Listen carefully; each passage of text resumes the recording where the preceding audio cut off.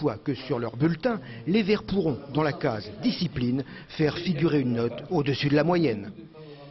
Des universités d'été aux quatre coins de la France, les militants d'Attac sont réunis à Poitiers. L'association a été au cœur du débat lors du référendum sur la Constitution européenne. Mais Attac ne veut pas devenir un parti politique. Pour les militants altermondialistes, l'essentiel est d'être présent dans tous les débats de société. Karine Azopardi, Jean-Christophe Duclos. Une université d'été comme un parti politique.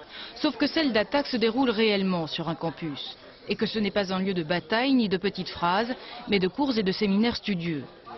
En présidente de la région Poitou-Charentes, la socialiste Ségolène Royal accueille les militants, sans rancune apparente, pour le 29 mai.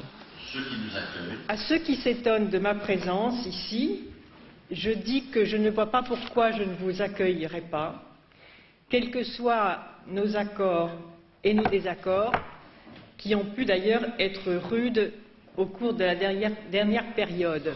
Un euphémisme, car la pilule passe mal.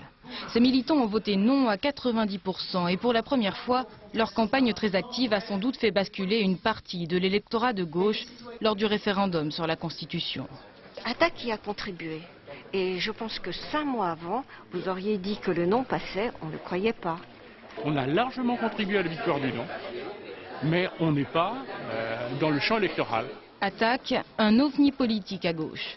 L'association compte aujourd'hui plus de 36 000 adhérents, dont un tiers d'enseignants. Du coup, tous insistent sur la mission éducative de l'association. Pas question, malgré la victoire, de transformer Attac en parti politique. Notre but, c'est d'aider les citoyens à décrypter la société, à comprendre la globalisation financière, la mondialisation. Et lorsque des syndicats, des partis politiques travaillent avec nous, nous apprenons aussi auprès d'eux. Mais si nous pouvons contribuer à les faire évoluer sur leur compréhension de la mondialisation, nous sommes satisfaits. Une analyse partagée par beaucoup de militants. Comprendre, expliquer, diffuser des idées dans les structures politiques traditionnelles, voilà comment ils voient leur avenir. Au vu des turbulences qui traversent actuellement certains partis de gauche, beaucoup se disent qu'avec leur non du 29 mai, ils ont déjà au moins réussi à enrayer la machine.